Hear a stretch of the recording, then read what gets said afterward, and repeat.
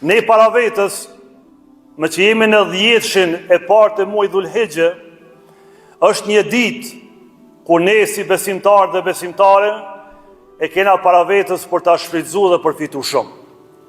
Cila është ajo ditë? Ajo ditë është dita e faljes së madhe.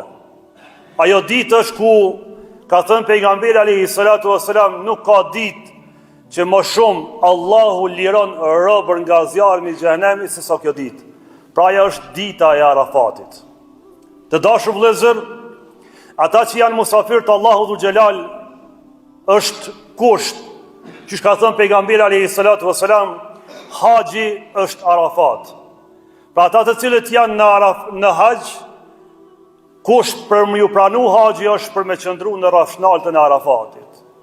Po ne që jemi sot këtu dhe para vetës i kemi këto ditë, dhe kur vjen nata e Bajramit, ne dim se më së shumti angazhimet për dunjan, për përgatitjen e fesës së Kurban Bajramit është pikërisht në natën e Kurban Bajramit, i bjen në ditën e Arafatit. Po ne si besimtar dhe besimtare nuk duhet me hub këtë shans të madhe.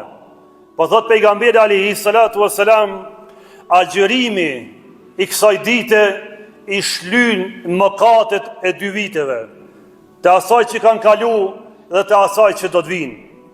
Pra aty kur shasim me gjuhën ton, me syrin ton, me veshin ton, namazin ton, në sadakan ton, në familjen ton, në rrethin ton, që ne jemi robër dhe bëjmë gjunahe, agjërimi i kësaj dite i shlyn mëkatet e 2 viteve.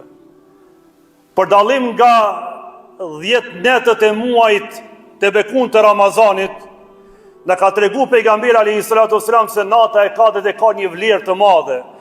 Pa atë na e ka thënë kërkojeni në 10-shin e fundit, ndërsa për ditën e Arafatit saktë e dim vllazën nderun se është dita e 9 e muajit Dhulhijhe.